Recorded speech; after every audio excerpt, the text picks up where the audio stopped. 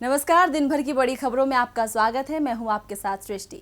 आज इस बुलेटिन में बात होगी विपक्ष के निशाने पर आई वित्त मंत्री निर्मला सीतारमण की। केंद्र सरकार के काम पर क्या है सोनिया गांधी की राय, जानेंगे कि अनलॉक के चौथे चरण में किन किन चीजों में मिल सकती है छूट और बिहार में सियासी बयानबाजियों से क्यों हो रही है नेताओं में फूट। साथ ही पीएम मोदी के मतदाता सूची को लेकर किए गए ऐलान की और आखिर में बात is of doing business report में सामने आए गड़बड़ झाले की। लेकिन तमाम बड़ी खबरों से पहले एक नजर आज की सुर्खियों पर। कांग्रेस सांसद राहुल गांधी ने केंद्र सरकार को घेरा। राहुल ने सोशल मीडिया प्लेटफॉर्म व्हाट्सएप पर मोदी सरकार के कथित नियंत्रण का उठाया मामला। कहा, भारत में पेमेंट प्लेटफॉर्म बनना चाहता है व्हाट्सएप।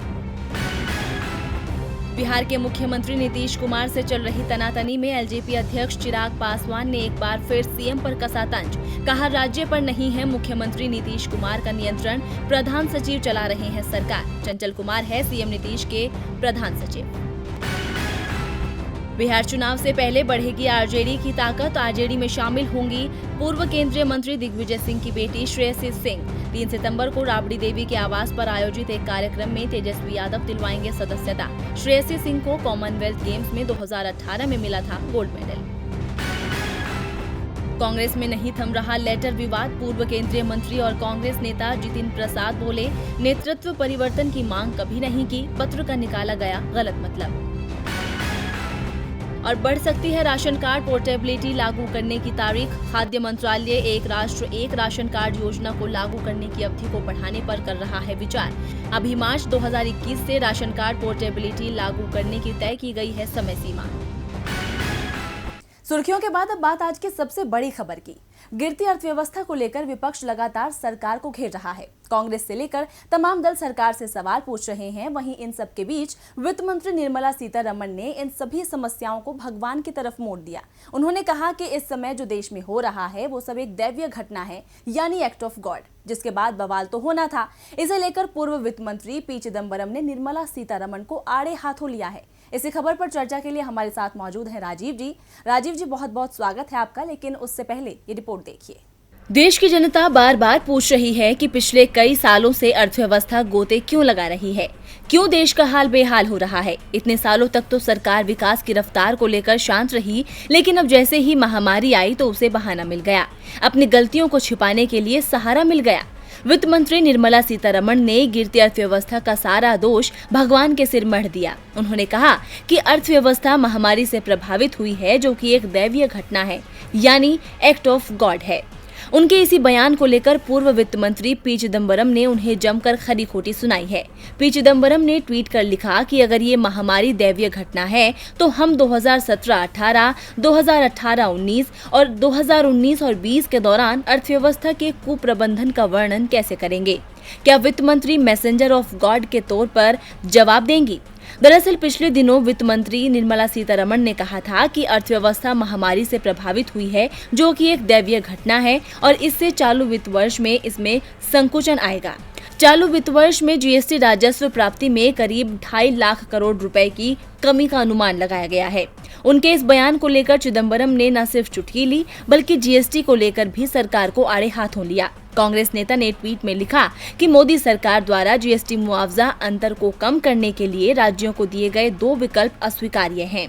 पहले विकल्प में राज्यों को मुआवजा उपकर के तहत अपने भविष्य की प्राप्तियों को गिरवी रखकर उधार लेने के लिए कहा जाता है। वित्तीय बोझ पूरी तरह से राज्यों पर पड़ता है।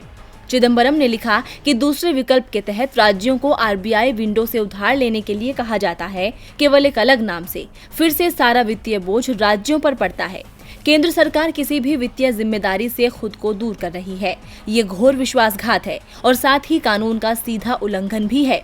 ये कोई पहला मौका नहीं है जब विपक्ष जीएसटी को लेकर केंद्र को घेर रहा है। उससे पहले भी कांग्रेस अध्यक्ष सोनिया गांधी ने बैठक बुलाकर सरकार की घेराबंदी की थी, लेकिन अब तक मोदी सरकार ने कोई जवाब नहीं दिया है।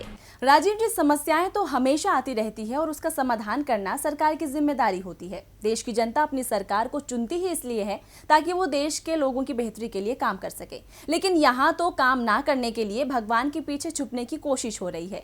क्या जनता को अब सरकार की जगह भगवान से उम्मीद रखनी चाहिए या सरकार का कामकाज ही भगवान के भरोसे चल रहा है?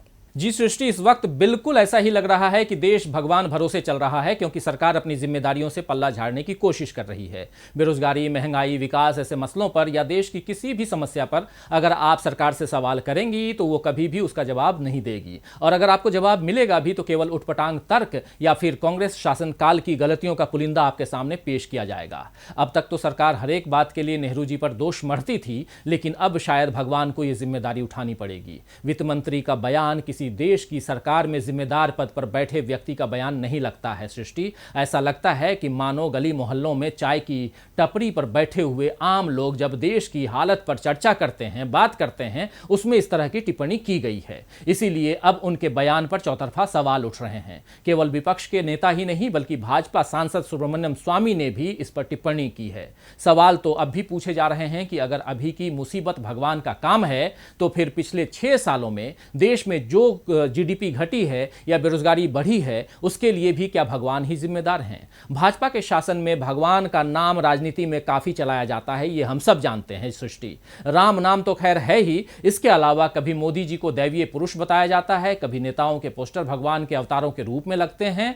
और जब आप याद कीजिए कि निर्मला सीतारमण ने बजट पेश किया था, उस दौरान उन्हें लक्ष्मी जी के रूप में भी दिखाया गया था। ये सब तो खैर भाजपा समर्थकों की भावनाओं की बातें हैं, लेकिन ऐसा लगता है मानो भाजपा सरकार ने इन भावनाओं का अर्थ नहीं समझा। लोग अगर आप पर भरोसा रखकर आपको भगवान के समान दिखाते हैं तो आपसे उम्मीद भी करते हैं कि आप उनकी परेशानियों को दूर करेंगे, लेकिन मोदी सरकार तो न लोगों की भावनाओं की कद्र कर रही है और न ही अपनी जिम्मेदारियों की। इसीलिए सारा ठीकरा भगवान पर फोड़ा जा रहा है। बहुत बहुत धन्यवाद राजीव जी तमाम जानकारी के लिए। अब हम बढ़ते हैं अपनी अगली खबर की ओर। कांग्रेस अब बीजेपी सरकार से दो हाथ करने को तैयार है। एक तरफ कांग्रेस के पूर्व अध्यक्ष राहुल गांधी केंद्र सरकार को घेरते रहते हैं, वहीं अब दूसरी तरफ कांग्रेस की अंतरिम अध्यक्ष सोनिया गांधी ने सरकार को लेकर एक ऐसी बात बोल दी है जिसके बाद सरकार की मुसीबतें बढ़ना तय है। केंद्र की मोदी सरकार अपने कामों का कितना भी बखान क्यों ना कर ले, लेकिन विपक्ष सरकार को घेरने का कोई मौका नहीं गंवाता। और आज कांग्रेस की कार्यकारी अध्यक्ष सोनिया गांधी ने केंद्र सरकार की मंशा पर सवाल उठाए हैं।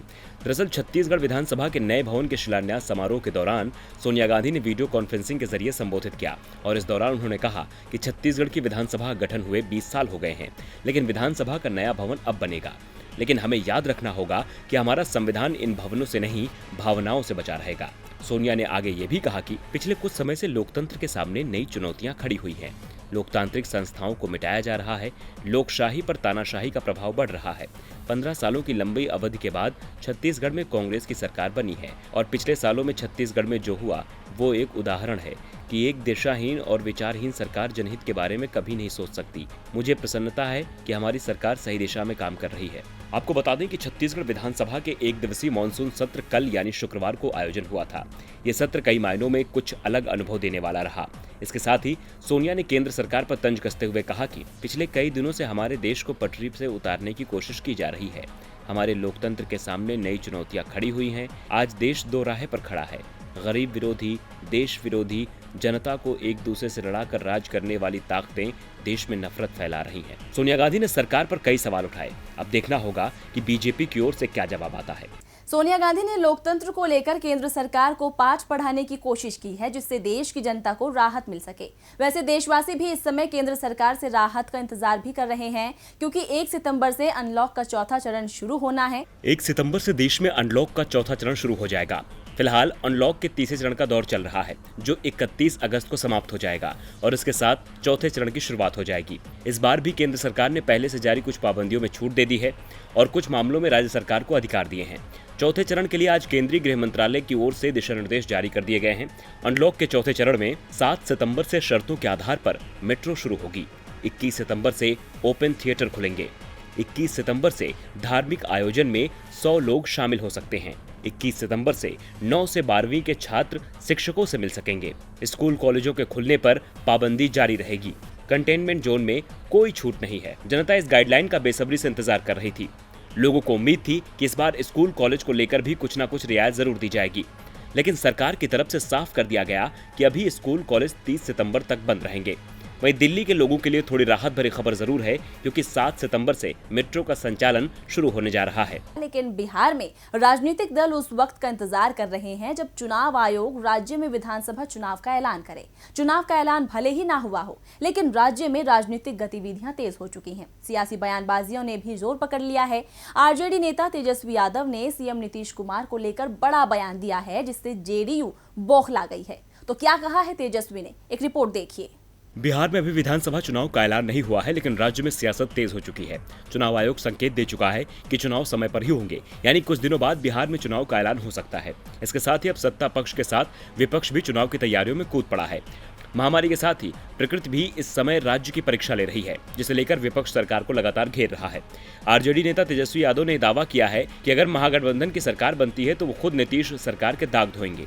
तेजस्वी ने महामारी और प्रकृति द्वारा राज्य को हुए नुकसान को लेकर नीतीश कुमार को घेरते हुए कहा कि बिहार सरकार पूरी तरह से फेल साबित हुई है। न तो प्रभावित इलाकों में राहत कार्य हो रहे हैं और न ही इसके बचाव के लिए काम किए जा रहे हैं। तेजस्वी ने नीतीश पर तंज कसते हुए कहा कि अभी केंद्र ने बिहार को कितनी मदद पहुंचाई, नीतीश कुमार को बताना चाहिए। तेजस्वी ने कहा कि हमारी सरकार आती है तो सामाजिक न्याय के साथ आर्थिक न्याय भी करेंगे और नीतीश कुमार के सारे दाग धोएंगे। तेजस्वी के बयानों से बौखलाई जेडीयू भी जवाब देने मैदान में कूद पड़ी, लेकिन तेजस्वी के सवालों का जवाब देने की जगह वो हवाई बातें ही कर रही है। जेडीयू प्रवक्ता राजीव रंजन ने नीतीश कुमार के काम तो नहीं बताए, हाँ तेजस्वी यादव को नसीहत जरूर दी। राजीव रंजन ने कहा कि तेजस्वी यादव को अभी बहुत राजनीति सीखने की जरूरत है, सिर्फ बड़बोलेपन से राजनीति नहीं होती। तेजस्वी यादव के बड़बोलेपन का खामियाजा पूरी पार्टी को भुगतना पड़ता है। जनता नीतीश कुमार के साथ है। खैर, ये तो चुनाव के बाद ही पता चलेगा कि जनता किसके साथ है। बिहार में चुनाव को लेकर बयानबाजी चल रही है, लेकिन इसके साथ ही चुनाव आयोग की तैयारियां भी चल रही हैं। वोटिंग लिस्ट अपडेट हो रही है। इस बार स्वास्थ्य मुसीबत के कारण एक पोलिंग बूथ पर वोटरों की संख्या को कम ही रखा जाएगा। वैसे मतदाता सूची तो पूरे देश की बदलने की भी तैयारी चल रही है, लेकिन इसके रास्ते में कुछ कानूनी प्रावधान आड़े आ रहे हैं। तो मतदाता सूची को लेकर क्या तैयारी कर रही है सरकार, देखिए हमारी ये रिपोर्ट। देश में साल भर कहीं न कहीं चुनाव चलते ही रहते हैं। ऐसा एक भी साल नहीं बीतता जिस साल कम से कम 4-5 राज्यों में विधानसभा के चुनाव ना हो। लोकसभा चुनाव तो खैर सामान्य परिस्थितियों में 5 साल में एक बार होता ही है। देश में अलग अलग राज्यों में विधानसभा का कार्यकाल अलग अलग समय खत्म होता है, जिस कारण वहाँ चुनाव अलग से कराने पड़ते हैं। आंध्र प्रदेश, ओडिशा, तेलंगाना जैसे कुछ राज्यों में जरूर लोकसभा के साथ विधानसभा चुनाव हो रहे हैं, लेकिन यहाँ इसलिए ये हो रहा है क्योंकि वहाँ की विधानसभाओं का कार्यकाल लोकसभा के साथ ही खत्म होता है। लेकिन अब पीएम नरेंद्र मोदी सभी राज्यों के विधानसभा चुनाव लोकसभा चुनाव के साथ कराने पर जोर दे रहे हैं, जिससे देश के संसाधनों की बचत हो सके। और पीएम की इस इच्छा को देखते हुए एक देश एक चुनाव को लेकर चर्चाएं शुरू हो गई हैं और इसके लिए जरूरी है कि एक मतदाता सूची भी तैयार हो। अभी हर चुनाव के लिए अलग अलग मतदाता सूची बनाई जाती है। पीएमओ में एक मतदाता सूची तैयार करने को लेकर पीएम के मुख्य सचिव पीके मिश्रा की अध्यक्षता में एक बैठक हुई, लेकिन एक मतदाता सूची को लेकर कुछ संवैधानिक अड़चनें खड़ी हो गई हैं, जिसे देखते हुए बैठक में संविधान के अनुच्छेद 243 के और 243 ZA में बदलाव किए जाने की बात की गई है। इसमें बदलाव के बाद देश में सभी चुनावों के लिए एक मतदाता सूची अनिवार्य हो जाएगी, लेकिन एक मतदाता सूची के लिए राज्यों को भी तैयार करना होगा, जिससे नगरीय निकाय और पंचायत चुनावों के लिए अलग से मतदाता सूची न बनानी पड़े। बता दें कि अनुच्छेद 243 के और 243 ZA राज्यों में स्थानीय निकायों के चुनाव से संबंधित है। इसके तहत राज्य चुनाव आयोग को मतदाता सूची तैयार कराने और चुनाव कराने के अधिकार दिए गए हैं। वहीं अनुच्छेद 324(1) में केंद्रीय चुनाव आयोग को संसद और विधानसभाओं के सभी चुनावों के लिए मतदाता सूची तैयार करने और नियंत्रित करने के अधिकार दिए गए हैं। यानी कि स्थानीय निकाय चुनाव के लिए आयोग राज्य स्तर पर स्वतंत्र है और उन्हें केंद्रीय चुनाव आयोग से किसी तरह की इजाजत लेने की आवश्यकता नहीं है। बैठक में कैबिनेट सचिव को निर्देश दिए गए कि वे राज्यों से बात करें। एक मतदाता सूची का काम आसान नहीं है, इसमें कई बदलाव करने पड़ेंगे। सरकार के लिए ये भी बेहद जरूरी है कि केंद्र और राज्य इस मुद्दे पर एक साथ आएं ताकि किसी भी तरह का टकराव ना हो। इसके साथ ही सरकार के लिए LAC पर भी टकराव को टालना और अपनी जमीन की हिफाजत करने की भी जिम्मेदारी है। लद्दाख में इस समय चीन के साथ तनाव चरम पर चल रहा है। यहाँ भारत और चीन के जवानों के बीच एक अलग ही तरह की लड़ाई लड़ी जा रही है, जिसमें शस्त्रों का नहीं हो रहा है इस्तेमाल। तो क्या चल रहा है LAC पर, देखिए हमारी ये रिपोर्ट। बीते 3 महीनों से भारत चीन सीमा पर हालात बिगड़े हुए हैं। दोनों देशों के बीच कई दौर की वार्ता हो चुकी है, लेकिन मामला अभी तक पटरी पर आता नहीं दिख रहा है। भारत लगातार जून से पहले वाली स्थिति बहाल करने की बात कर रहा है, लेकिन चीन भौगोलिक स्थिति में बदलाव चाहता है, जो भारत को मंजूर नहीं है। दोनों देशों के बीच चल रही बातचीत के बाद चीन और भारतीय जवान कुछ स्थानों पर तो आमने सामने की स्थिति से हट गए, लेकिन फिंगर एरिया में अभी भी हालात नहीं सुधरे हैं। यहाँ अभी भी लड़ाई चल रही है, लेकिन इस लड़ाई में बैनर और लाउड स्पीकरों का इस्तेमाल हो रहा है, यानी ये लड़ाई मानसिक रूप से लड़ी जा रही है। भारतीय जवान जो बैनर का इस्तेमाल कर रहे हैं वो अंग्रेजी और मंदारिन में तैयार किए गए हैं, जिस पर लिखा है शांति बहाल रखने के लिए आप वापस अपने इलाके में लौट जाओ। इस समय आप भारतीय जमीन पर हो। वहीं भारतीय सेना के बैनर को देखते हुए चीन ने भी बैनर तैयार किए हैं। चीन के बैनर पर अंग्रेजी और हिंदी का इस्तेमाल हुआ है। चीनी जवानों ने अपने बैनरों पर लिखा है कि हम अपने ही इलाके में हैं। अब ऐसे में शांति और सौहार्द बनाए रखने के लिए भारत और चीन को बराबर पीछे हटना होगा। दरअसल दोनों ही देश सीधे टकराव से बचने की कोशिश कर रहे हैं, क्योंकि सीधे टकराव से स्थिति खराब होने का अंदेशा है और कोई भी देश स्थिति को हाथ से निकलते नहीं देखना चाहता। यही कारण है कि एलएसी पर जवानों की लड़ाई अब जुबान की लड़ाई में बदल गई है। एलएसी पर इस समय के हालात को लेकर भारतीय अधिकारियों ने बताया कि पूर्वी लद्दाख में बीते कुछ सालों के दौरान जब कभी भी भारत और चीन के बीच गतिरोध पैदा हुआ, दोनों तरफ से कई बार बैनर का इस्तेमाल किया गया, लेकिन इस बार दोनों तरफ के जवान अपनी अपनी पोजीशन पर डटे हुए हैं, जिस कारण यह अंदेशा बना रहता है कि कभी भी लड़ाई हो सकती है। और बुलेटिन के आखिर में बात इज ऑफ डूइंग बिजनेस की रिपोर्ट की। दरअसल अब तक यही माना जाता था कि इनके आंकड़े सटीक होते हैं, लेकिन अब विश्व बैंक के आदेश के बाद इसकी विश्वसनीयता पर सवाल उठ रहे हैं।